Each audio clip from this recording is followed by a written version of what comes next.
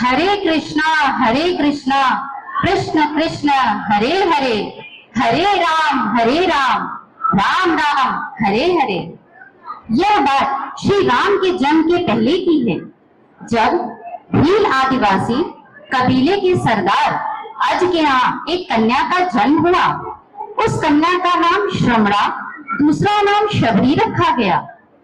शबरी की माँ इंदुमती उन्हें बचपन से ही बहुत प्यार दुलार करती थी। शबरी भी पशु पक्षियों से बहुत स्नेह रखती थी। एक दिन वहाँ एक ऋषि आए और उन्होंने उनके माता पिता को बताया कि वह एक बहुत बड़ी सन्यासिनी बनेंगी। यह बात जब उनके पिता को पता चली तो उन्होंने उसका तुरंत ही विवाह तय कर दिया। अब देखिए आगे क्या होता है। श्री राम के नाम से न जाने कितने ही लोग पवित्र हो जाते हैं। श्री राम के नाम की ऐसी एक भक्त जो महाभागवत भक्त शिरोमणि बनी। आइए उनके जीवन को देखते हैं इस नाट्य के माध्यम से, जिसका नाम है शबरी की प्रतीक्षा।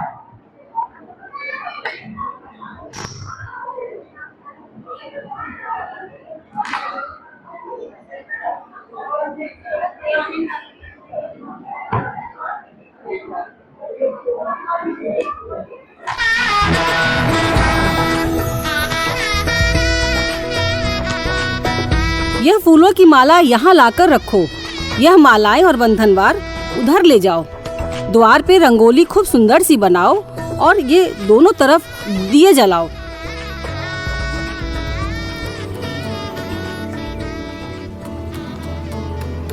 पिताजी, इतनी सारी बकरियां, खरगोश, पक्षी किस लिए लाए गए हैं? पुत्री, कल तुम्हारा विवाह है। कल के भोज समारोह में इन्हीं की बलि देकर परोसा जाएगा। इनका मांस ही कल का भोजन है। मेरे ब्याह के कारण हजारों पशुओं की हत्या होगी। मैं इस हत्या का कारण बनूंगी? नहीं, यह मुझसे सहन नहीं हो रहा है। अरे, मेरी पुत्री का विवाह हो और मांसाहार न हो, यह असंभव है।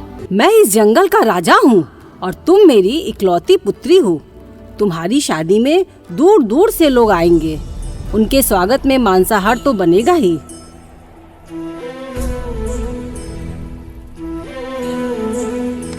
इन कोमल और निष्पाप जानवरों की हत्या का कारण मैं नहीं बन सकती।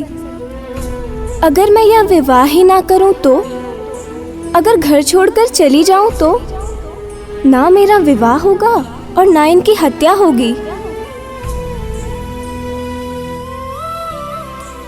अगर मेरे विवाह के लिए इतने पशु पक्षियों की हत्या होगी तो मैं कभी विवाह नहीं करूंगी। जाओ, जाओ, दूर चले जाओ यहाँ से। अब मैं कभी जीवन में विवाह नहीं करूंगी।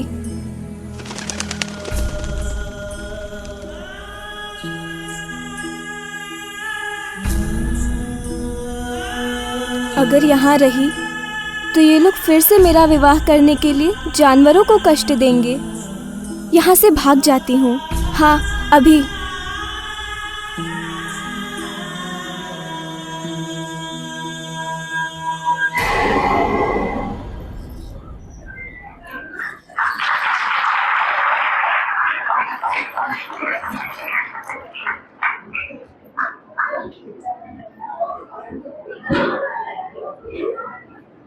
जैसे जैसे शबरी उन पशु पक्षियों के बंधन काट रही थी, ये सभी पशु पक्षी ऐसी दृष्टि से देख रहे थे मानो कह रहे हो, तुमने मेरा बंधन काटा।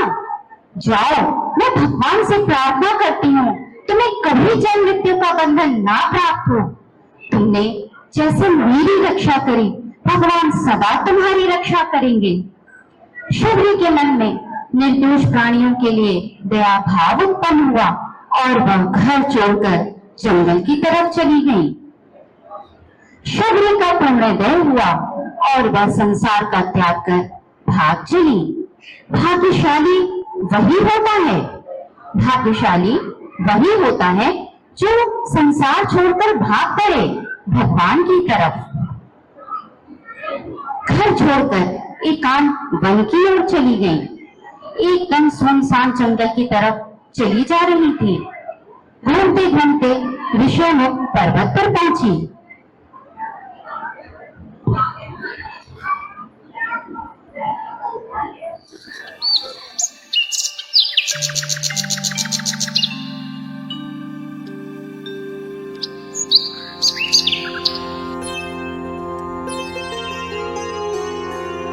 अगर भजन करना है और भगवत प्राप्ति करनी है तो संत सेवा अनिवार्य है।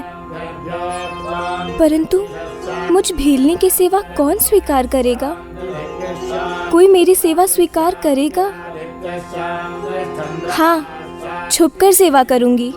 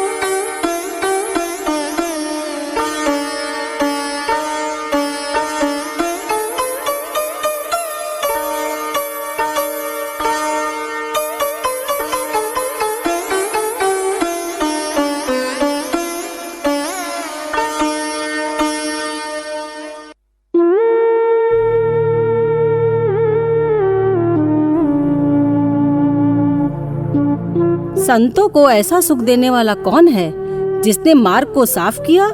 हाँ, मार्ग साफ है। कुछ दिनों से कोई आश्रम में लकड़ियाँ भी रख देता है हवन के लिए। बड़े आश्चर्य की बात है। फूल इत्यादि भी रखे हुए मिलते हैं। कोई पीने का जल भी भर के रख जाता है। संतों को ऐसा सुख देने वाला कौन है जो ऐसी सेवा करता है? भगवान की बड़ी कृपा होती है जिसके मन में सेवा का भाव उत्पन्न होता है।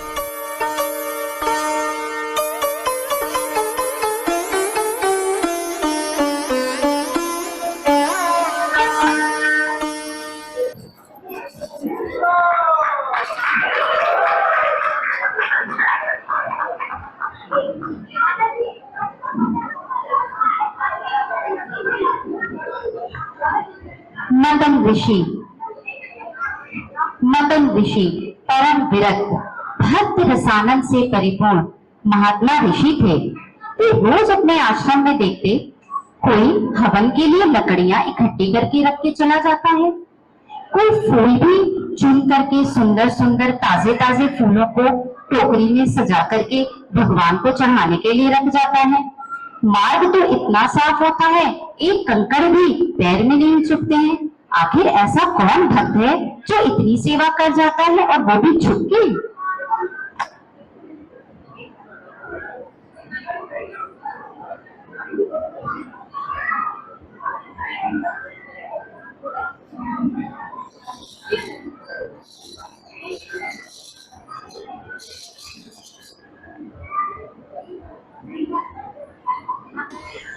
शिष्यों, आज तुम सभी रात भर जागो और पता लगाओ कि ये कौन है जो रात को आकर सेवा करके चला जाता है हम एक बार उसके दर्शन करना चाहते हैं। जी गुरुदेव, जैसी आपकी आज्ञा।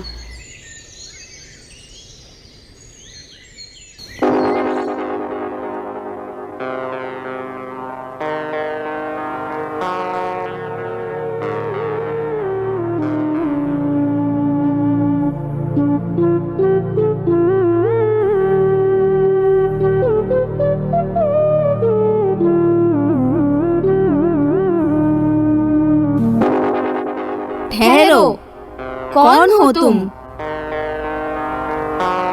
अब तो सब जान गए। अब मेरी सेवा छूट जाएगी। अब कोई भी मुझ भीलनी की सेवा स्वीकार नहीं करेगा।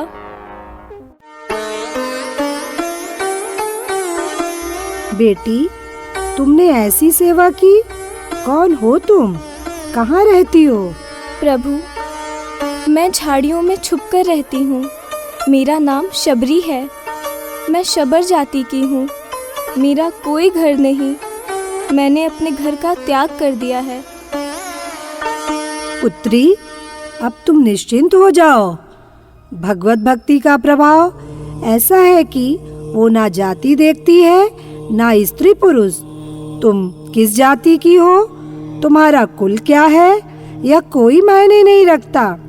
आज के बाद तुम्हें छुपके रहने की कोई आवश्यकता नहीं है। आश्रम में एक पर्णकुटी है जहाँ तुम निवास करो।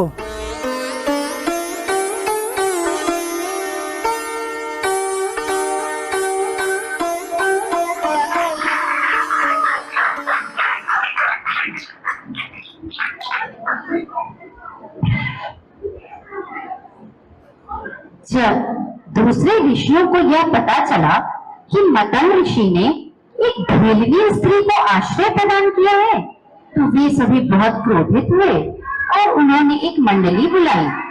उस मंडली में यह निर्णय हुआ कि एक ऋषि को मतंग ऋषि के पास भेजा जाए और पता किया जाए आखिर उन्होंने ऐसा क्यों किया और एक भीलनी स्त्री को आश्रय दिया।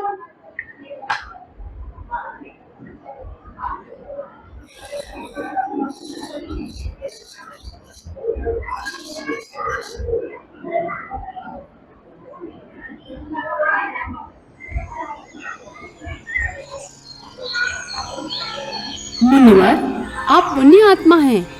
आपने एक स्त्री को आश्रम में शरण दी, वो भी एक सबर जाति की भीलनी को। आप क्यों अपने भजन के पुण्य को उस अपवित्र स्त्री के लिए छीन कर रहे हैं? आप ब्रह्म ऋषि हैं, आपको यह शोभा नहीं देता।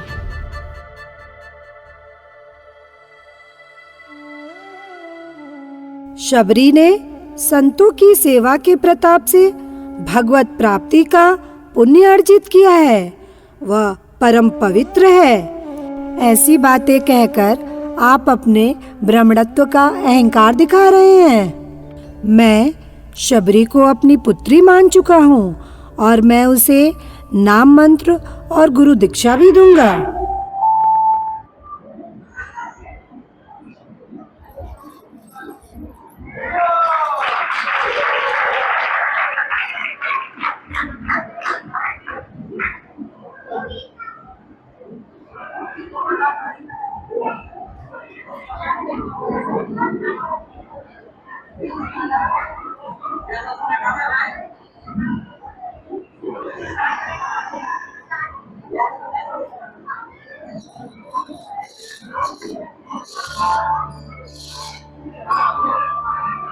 गुरुदेव के चरणों में शबरी की अपार प्रेम और भक्ति उत्पन्न हुई। आश्रम में रहकर सेवा करते कई दिन कई वर्ष बीत गए, परंतु शबरी की सेवा दिनों दिन बढ़ती गई। एक दिन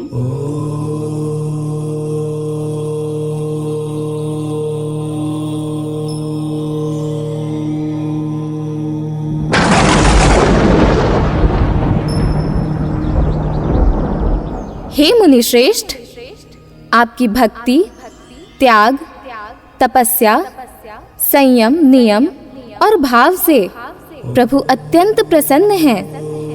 प्रभु की प्रसन्नता के कारण अभी विमान आने वाला है और आप सीधे भगवत धाम को जाएंगे।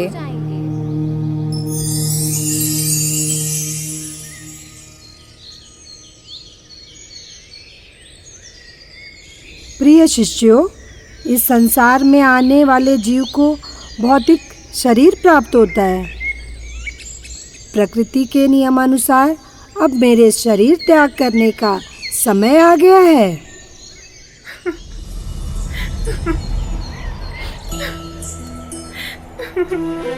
पुत्री शबरी, मैं तुम्हारी सेवा से अत्यंत प्रसन्न हूँ। मांगो पुत्री, क्या मांगती हो? गुरुदेव, आपने मुझ पतित स्त्री पर कृपा की, मुझे अपनी पुत्री माना, मुझे अपने आश्रम में शरण दी, मेरा जीवन धन्य हुआ। आपके सिवा सभी ने मुझे अस्वीकार कर दिया था। मैं यही प्रार्थना करती हूँ कि आप मुझे भी अपने साथ ले चलिए। मैं भी अपने प्राणों को त्याग दूंगी, मैं भी अपने प्राणों को त्याग दूंगी गुरुदेव। नहीं पुत्री, नहीं। आज तक मैंने तपस्या, नियम, संयम, मंत्र जाप, साधना की, तब उन सब के प्रभाव से भगवत धाम की प्राप्ति का अवसर प्राप्त हुआ। किंतु स्वयं परमात्मा व धामी चलकर तुम्हारी कुटिया में आएंगे और तुम्हें दर्शन देंगे। तुम भगवान के श्री नाम राम का उच्चारण करो। भविष्य में प्रभु राम तुम्हें दर्शन देने अवश्य आएंगे और तुम्हें नवधा भक्ति के बारे में बताएंगे। तुम उनकी यहीं प्रतीक्षा करो, राम तुम्हें दर्शन देने अवश्य आएंगे। मैं धन्य हो गई गुरुदेव, श्री राम मुझे दर्शन देने आएंगे। मेरा जीवन सफल हो गया। प्रभु आप धन्य हैं, गुरुदेव आप धन्य हैं, आप धन्य हैं।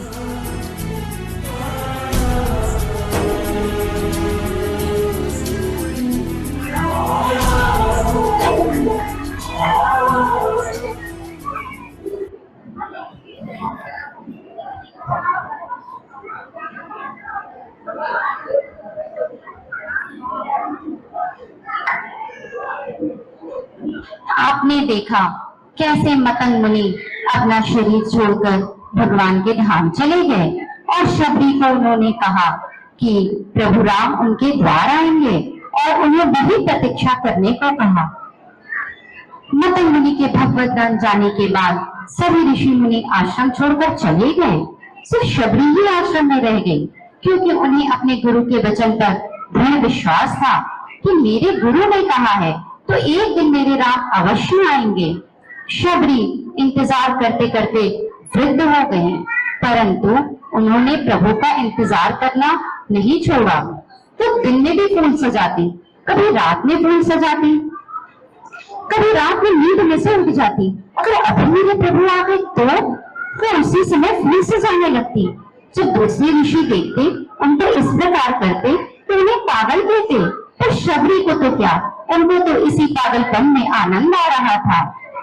उनकी प्रतीक्षा समाप्त नहीं हुई और वो प्रतीक्षा करती रही। आइए उनकी प्रतीक्षा को देखते हैं।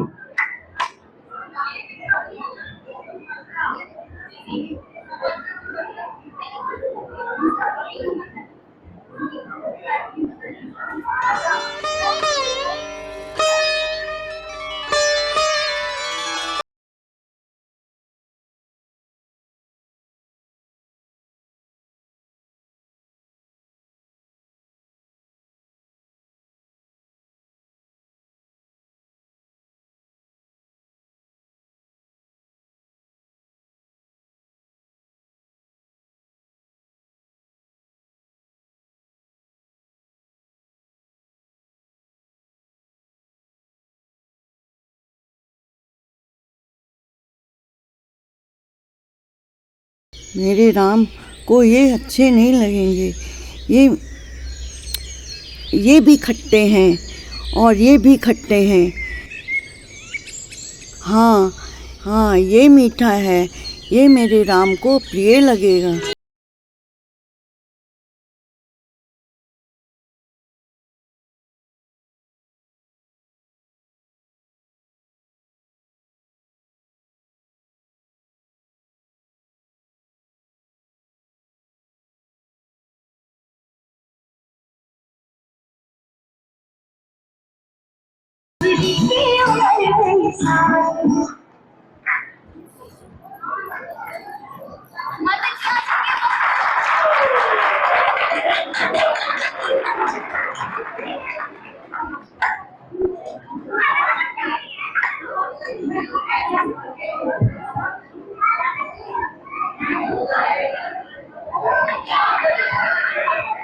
शबरी मीठे बेरों को रख लेती हैं और खट्टे बेरों को फेंक देती हैं। शबरी भगवान की शुद्ध भक्त थी। उनका प्रेम हर भाव पवित्र था। भगवान को कुछ भी समर्पित करने से पहले उसका आस्वादन करना गलत होता है। यह बात शबरी नहीं जानती थी। उनको तो बस भगवान को मीठे बेर खिलाने थे। उनको इस बात की बिल्कुल भी परवाह नहीं थी क्या झूठा है क्या मीठा है। शबरी ने अपने प्राण नहीं त्यागे क्योंकि उनको विश्वास था एक दिन प्रभु राम अवश्य आएंगे।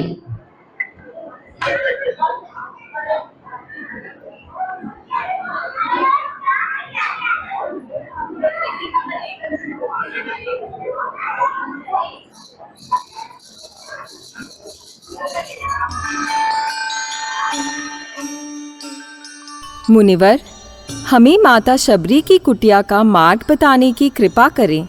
परंतु आप दोनों कौन हैं? ये मेरे बड़े भैया राम हैं और मैं इनका अनुज लक्ष्मण। क्या राम लक्ष्मण प्रभु? आइए प्रभु, मेरी कुटिया समीप है, आइए पधारिए प्रभु। नहीं नहीं मुनिवर, क्षमा करें, हमें माता शबरी के पास जाना है। कृपया उनकी कुटिया का मार्ग बताने की कृपा करें। यहाँ से सीधे जाने पर सरोवर के निकट शबरी की कुटिया है। आपका बहुत बहुत धन्यवाद मुनिवर।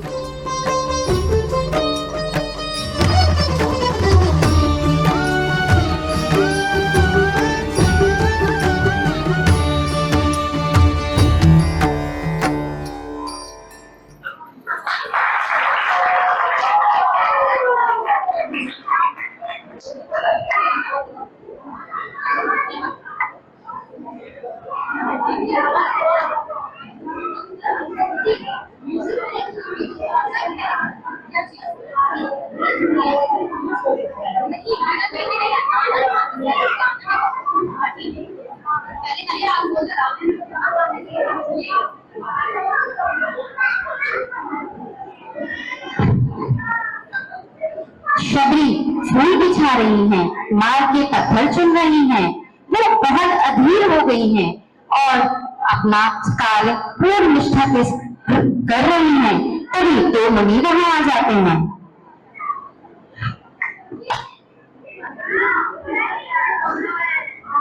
दो मुनि, ठीक है, अभी रुक जाइए, वो रोकेगा, अभी रोकना, स्टार्ट।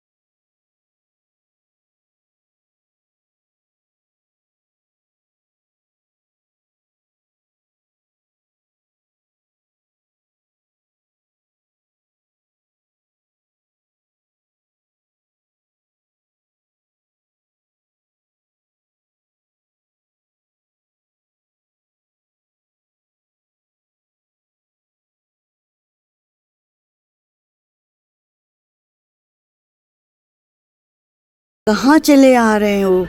चलो जाओ यहाँ से। देख नहीं रहे कि मैं मार्ग में फूल बिछा रही हूँ? मेरे राम आते होंगे, ये सब उनके स्वागत के लिए है। जाओ जाओ।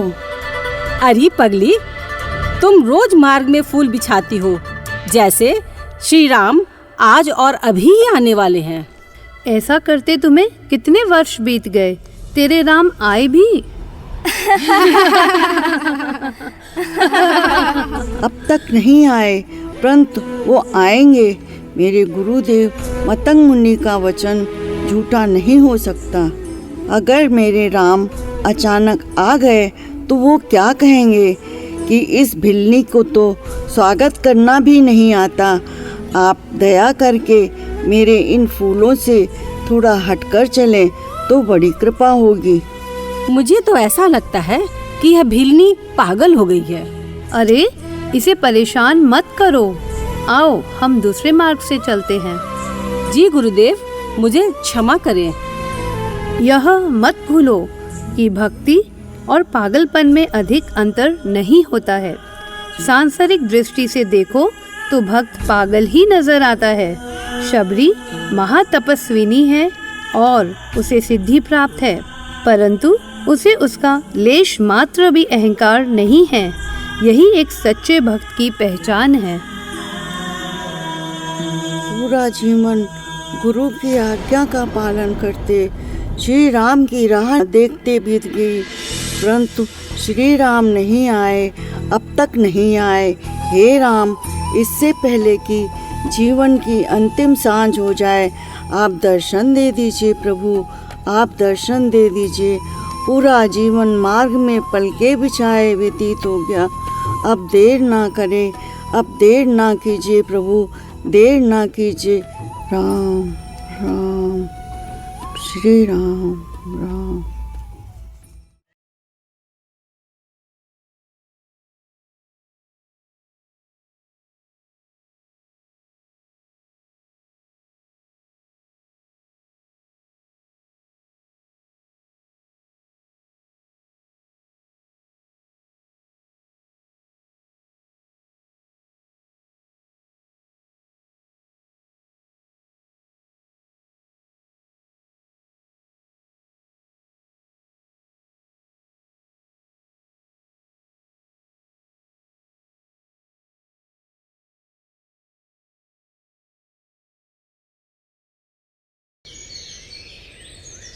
अरे रुको रुको, कहाँ चले आ रहे हो? हम माता शबरी के पास जाना चाहते हैं। क्या आप हमें उनकी कुटिया का मार्ग बता सकती हैं? माता शबरी के पास? परंतु आप हैं कौन? मैं राम, और ये मेरा छोटा भाई लक्ष्मण। राम, मेरे प्रभु राम, लक्ष्मण, मेरे राम आ गए। मुझे क्षमा कर दीजिए प्रभु, मुझे क्षमा कर दीजिए। मैं जड़ बुद्धि आपको पहचान न सकी। आप कितने दयालु हैं प्रभु। आइए आइए प्रभु, मेरी कुटिया को पवित्र कीजिए। विराजिए प्रभु, आइए आइए।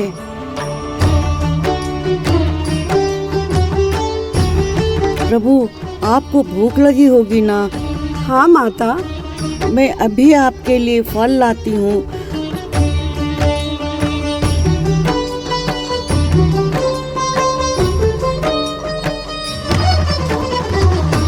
ये लीजिए प्रभु, खाइए प्रभु। ये बेर बहुत मीठे हैं, मैंने खुद चक कर रखे हैं। खाइए प्रभु। लक्ष्मण, तुम भी खाओ। परंतु भैया, ये बेर तो जूठे हैं। नहीं लक्ष्मण, जिस प्रेम और भक्ति से ये बेर मुझे समर्पित किए गए हैं, ये मुझे अत्यंत प्रिय लगे।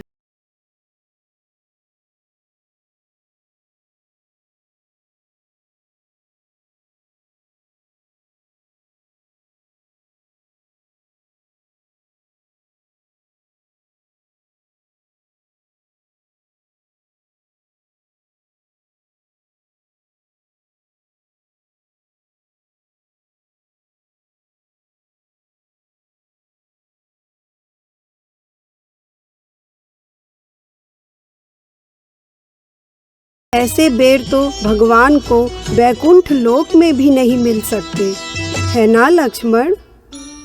जी भैया, वर्षों बाद ऐसा लगा जैसे माँ कौशल्या अपने हाथों से खिला रही हो। ये सब मेरे गुरु मतंग मुनि की तपस्या का प्रभाव है। उनकी ही सेवा का पुण्य फल है कि मुझे आपके दर्शन हुए। माता, उन्हें हमारे आने का भान था? हाँ प्रभु, उन्होंने कहा था कि श्री राम अपनी भार्या की खोज में यहाँ आएंगे और तुम्हारे अतिथि बनेंगे। तब तुम उन्हें महाबली सुग्रीव के पास जाने का मार्ग बताना। माता, आप कृपा करके वानर राज सुग्रीव का पता बताइए। प्रभु, आप अनजान की तरह पूछ रहे हैं, जबकि आप सर्वज्ञानी हैं। फिर भी मैं बताती हूँ। यहाँ से पंपा सरोवर के पास ऋषिमुख पर्वत है। सुग्रीव अपने मंत्रियों के साथ वहाँ रहते हैं, जिसमें हनुमान नाम के आपका चिरपरिचित मित्र भी है। माता, आपने ये समाचार सुनाकर अपने गुरुदेव का आशीर्वाद मुझ तक पहुंचा दिया है।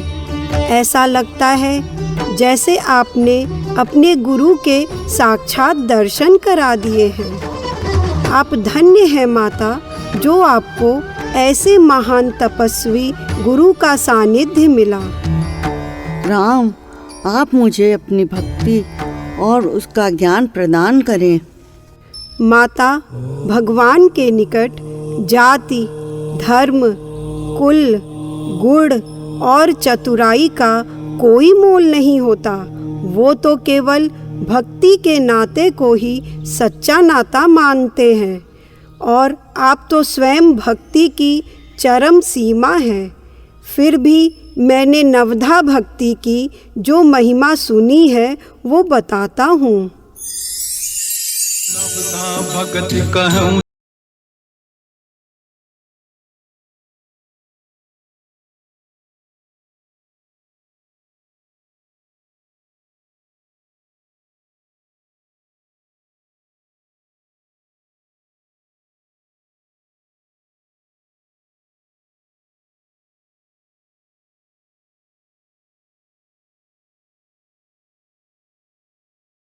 मंत्र जाप प्रभु दृढ़ विश्वासा, पंचम भजन सुवेद प्रकाशा। छठ दम सी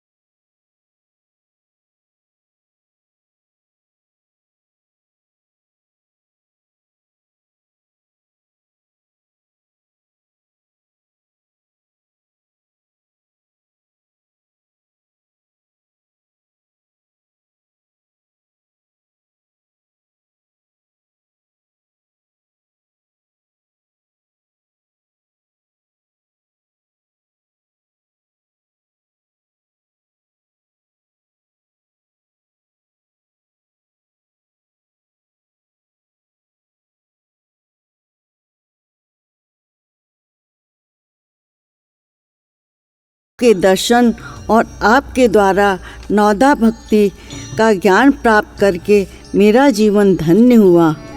माता शबरी, आपके मन में मेरे राम भैया के प्रति प्रेम और भक्ति भाव देखकर मैं भाव विभोर हो गया हूँ। मेरा प्रणाम स्वीकार करें माता। माता, संसार में कोई भी नवधा भक्ति के किसी भी एक प्रकार से मेरा चिंतन करके मुझे प्राप्त कर सकता है। मैं अपने भक्त के नियंत्रण में रहता हूँ। मेरा और मेरे भक्तों का अत्यंत निकटता का संबंध है। ना वो मेरे अलावा किसी का चिंतन करते हैं, ना मैं उनके अलावा किसी और का। माता, आप तो स्वयं परम तपस्विनी और भक्ति की पराकाष्ठा हैं। मैं अपने अनुज सहित आपको प्रणाम करता हूँ। जगत के स्वामी मैं धन्य हुई प्रभु, आपके दर्शन पाकर मैं धन्य हुई। मर्यादा पुरुषोत्तम सबसे ज्ञानी।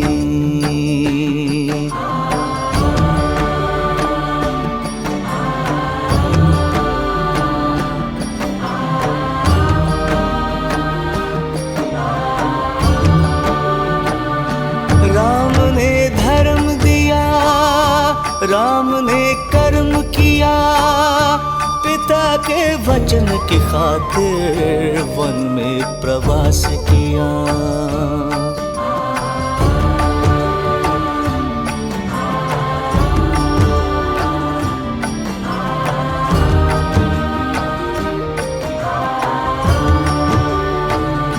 400 साल के बाद है ये शुभ घड़ी आई, रघुकुल की शान आए हैं, मिथिला के मान आए हैं, हमारे राम